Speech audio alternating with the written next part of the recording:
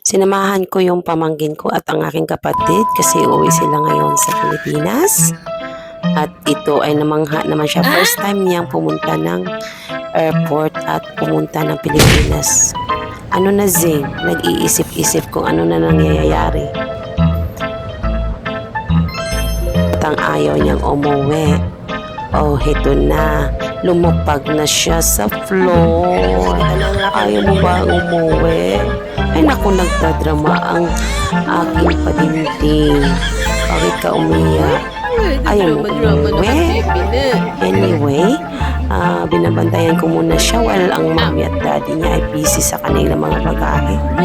Kasi pag mag-travel, ang hirap pag may chikiting talaga at hindi mo ma-look after yung mga bagahe mo kasi makulit ang ganitong mga edad talaga. While to the rescue ang tita, yan, in-entertain mo na ang aking palingging.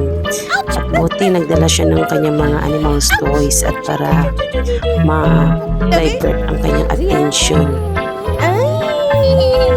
Buti happy naman si Burakdan. Tumatawa na yan. Buti na lang. At magaling si titang umuto-uto. Hindi naman, love naman to ni tita talaga. I'm going to fly. I'm going to fly.